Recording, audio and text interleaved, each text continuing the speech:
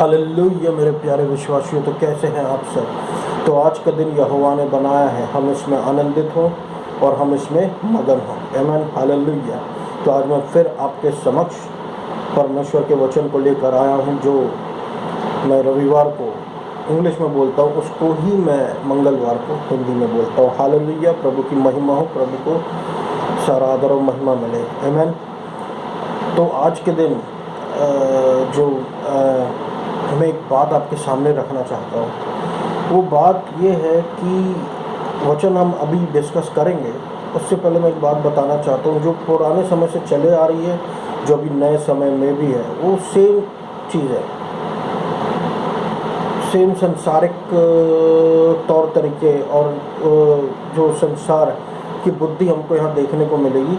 हम देखें कि मूसा जो पुराने समय में था, वो जब फिरौन के यहाँ गया और फिरौन के यहाँ उसने अपनी लाठी उठाकर फेंकी, वो लाठी सांप में परिवर्तित हो गई। तो जो फिरौन के जादूगर थे, उन लोगों ने भी लाठी से सांप बना लिया। ये कैसे हुआ?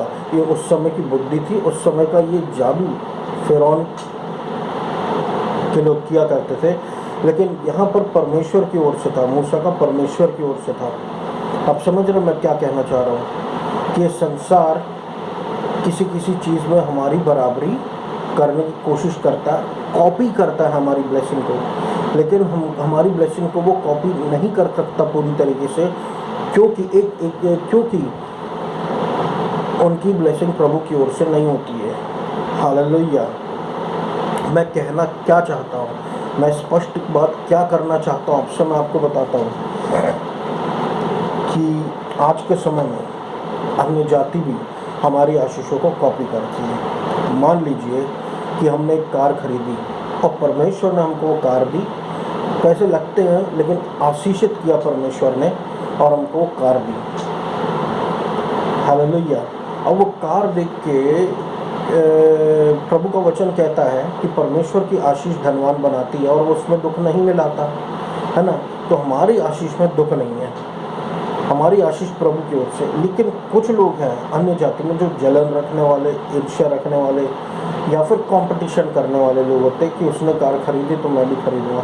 तो वो क्या करते हैं, वो हमारी ब्लेसिंग देख के खुद जाके कार ले आते हैं, लेकिन ये वो ब्लेसिंग नहीं है, या उन्होंने हमारी ब्लेसिंग की कॉपी की है ना। किसके दम पे? पैसों के दम पे, क्योंकि उनका प्रभु पैसा है। लेकिन क्या ये कहाँ वहाँ तक पहुँच पाएंगे जो आशीष सिर्फ परमेश्वर दे सकता है? नहीं। अनुग्रह परमेश्वर की आशीष है और अनुग्रह सिर्फ परमेश्वर ही उड़ेल सकता है, हम उसको कमा नहीं सकते। अनुग्रह ऊपर से है। हालेलुया, हालेलुया मेरे प्यारे विश्वासी। परमेश्वर हमसे बहुत प्रेम करता है। मैं आज परमेश्वर के प्रेम के विषय में आपसे शुरुआत में जो बोलता था वो बोलना भूल गया। परमेश्वर का प्रेम हमारे जीवन में बहुत ज़्यादा है। हालेलुया। वही हमारे जीवनों में आशीष की बरसात कर रहा है ऊपर से। वो जो धन खरीद नहीं सकता, लेकिन परमेश्वर ही दे सकता है। जिसने अपने इकलौते पुत्र को भी न रख छोड़ा हो, लेकिन हमारे लिए दे दिया हो, तो वो बाकी सारी चीज़ें उसके साथ क्यों नहीं देगा। हालेलुया। लेकिन किसके साथ? यीशु मसीह के साथ। आमीन, हालेलुया, हालेलुया।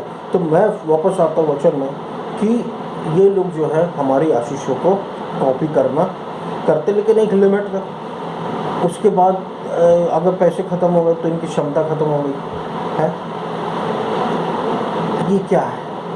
यहाँ पर हम देख सकते हैं कि जब एक संसार का परमेश्वर है पैसा, एक हमारा परमेश्वर है, तो हमारा परमेश्वर की जीत हमेशा होती है। और जब हम परमेश्वर पर भरोसा रखते हैं, तो जहाँ पर पैसा हारता है वहाँ पर हम जीतते हैं। हालेलुया। अच्छा स्वास्थ्य नहीं मिल पा रहा, पैसे लगाए जा रहे हैं, डॉक्टरों के पास जा रहे हैं, ट्रीटमेंट करा रहे हैं, वहाँ पर पैसे देते जा रहे हैं। पैसे बहुत ज़रूरी हैं जीवन यापन के लिए, और प्रभु इसका धन का आशीष देता है। लेकिन प्रभु कहता है कि प्रभु को प्रभु मानो, उसका स्थान धन को मत दो। हालेलुया। तो हमको किसको स्थान देना?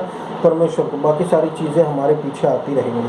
परमेश्वर की धार्मिकता और उसके स्वर्ग के राज्य को खोजते रहो, तो बाकी सारी चीज़ें हमारे पीछे, जिसके पीछे संसार भाग रहा है, वो चीज़ें हमारे पीछे आती रहेंगी। Hallelujah, hallelujah. क्योंकि यदि हम सिर की ओर देख रहे हैं तो पूंछ तो हमारे पीछे आना ही है। यदि हम आगे देख रहे हैं तो हमारा पीछे के आशीष से फॉलो करनी है, क्योंकि हम आशीष के स्त्रोता को फॉलो कर रहे हैं। हालेलुया। तो मेरे प्यारे विश्वासियों कि ये लोग कॉपी करने की कोशिश करते, लेकिन क्या ये कॉपी नहीं कर सकते? क्या ये खरीद नहीं सकते? ये लोग पवित्र आत्मा खरीद नहीं सकते, ये लोग छुटकारा खरीद नहीं सकते, ये लोग मुक्ति खरीद नहीं सकते, हालेलुया। ये लोग आशीष खरीद नहीं सकते, ये लोग अनुग्रह खरीद नहीं सकते जो सिर्फ परमेश्वर दे सकता है। हालेलुया। ये अनंत काल का जीवन खरीद नहीं सकते। आमीन, हालेलुया, हालेलुया। कुछ भी आप ये जो है, मैंने जो बोला, आप खरीद नहीं सकते।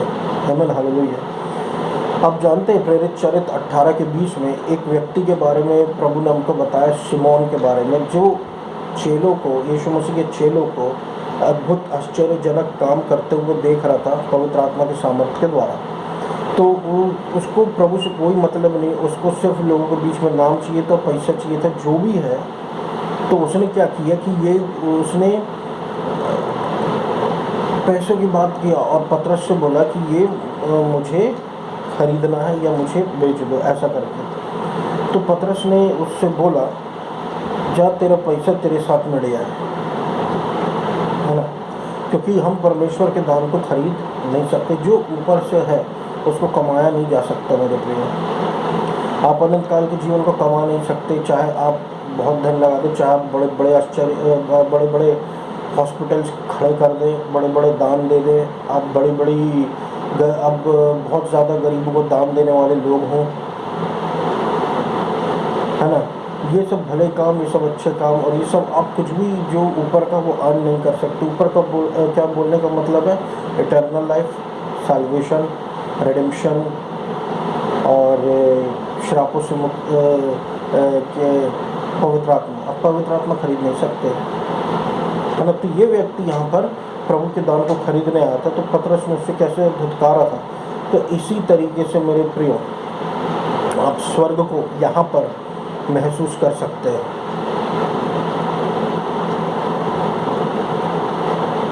हालेलुया।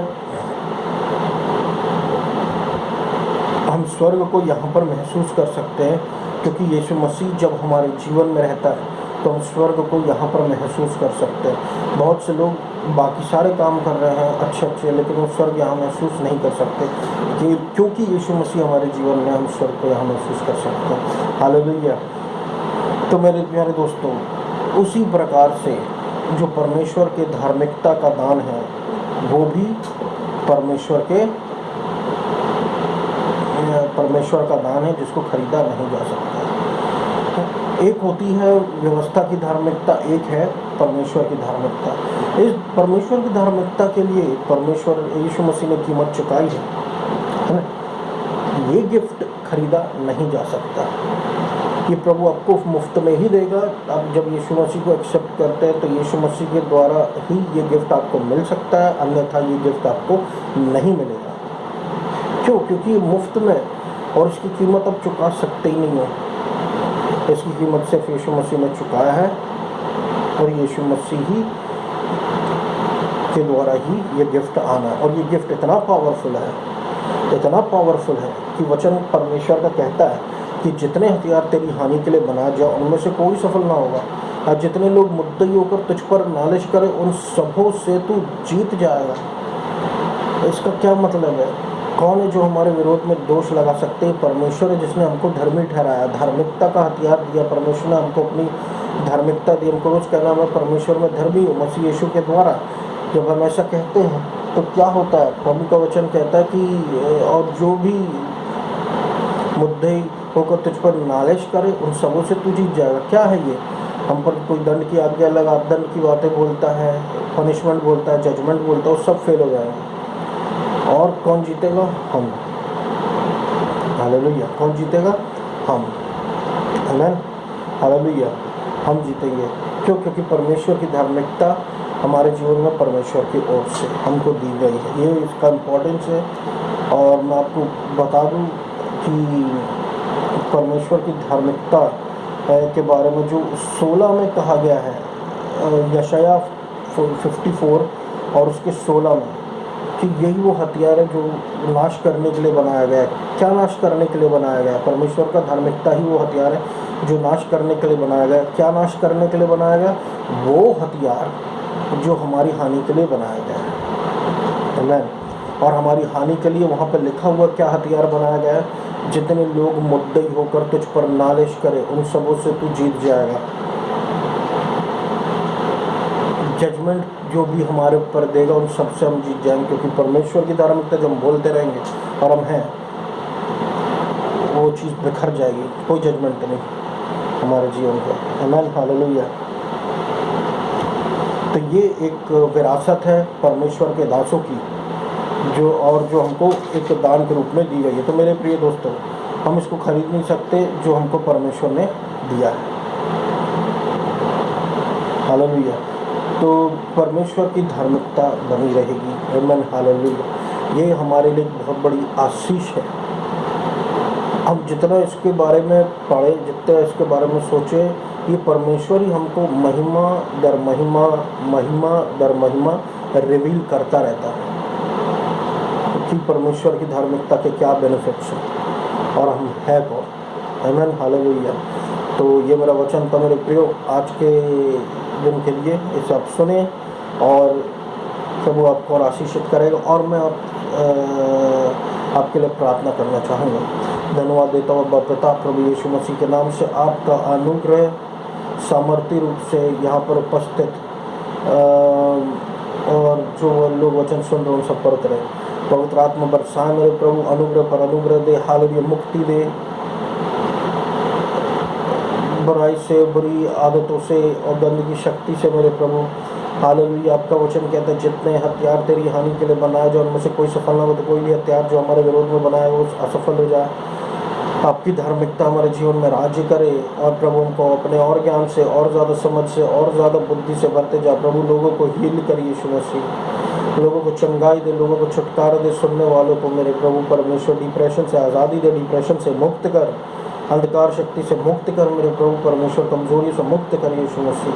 हालेलुया। अनुग्रह अनुग्रह अनुग्रह अनुग्रह अनुग्रह अनुग्रह अनुग्रह अनुग्रह फेवर, अनुग्रह अनुग्रह फेवर, अनुग्रह अनुग्रह अनुग्रह फेवर। हालेलुया।